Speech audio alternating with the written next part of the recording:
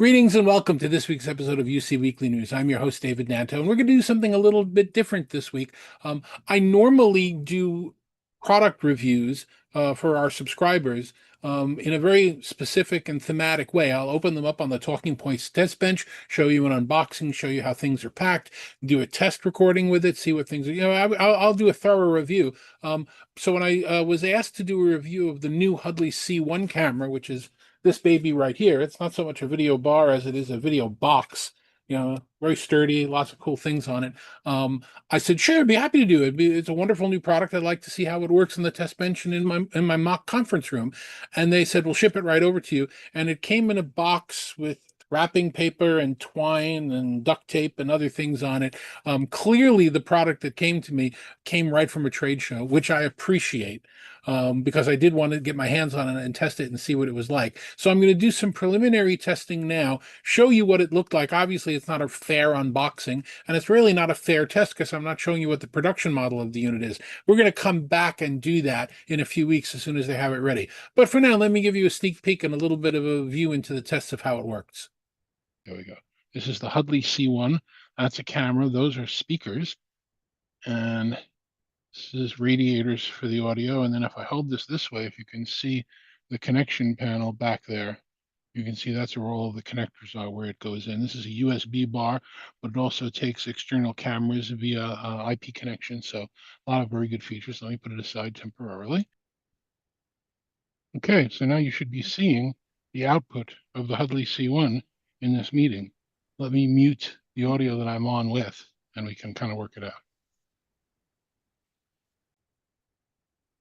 Okay, so now this is the output of the Huddly C1. You should see and hear it pretty clearly. It's not coming through this microphone because I have this microphone off. So we're going to stick it up in our mock conference room upstairs from here, and we'll see how it performs.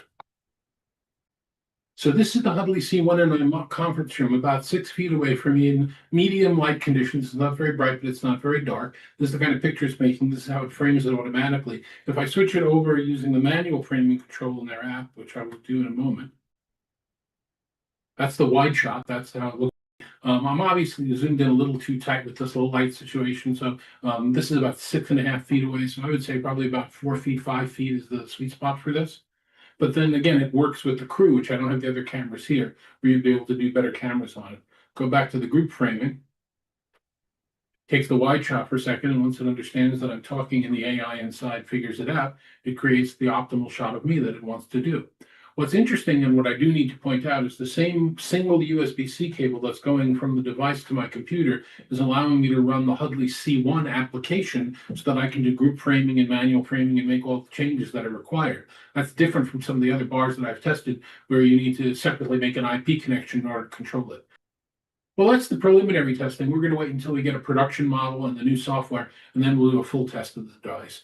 So it was interesting, in the middle of one of the tests that I did, the audio kind of dropped out and dropped back on. I'm not sure why, but they did tell me that the firmware that's in use is not the production firmware, that I'm waiting for an update to come in about 30 or 40 days. So again, I'm going to wait to do a full review of the product when I get it from them as a production model, something right off the line, and it's GA, and that's when we'll do the full review of the product. But in the meantime, I really do like the idea that this compact space has 16 microphones in it, and it's solid and it's heavy, but it's small, well built, and it's the hub for their crew, which is up to four external cameras. So I'm looking forward to getting it and giving a full review and letting everybody know what it is, all the good and the bad, because that's what I do. Thanks so much for watching this week. We will see you next week. Take care.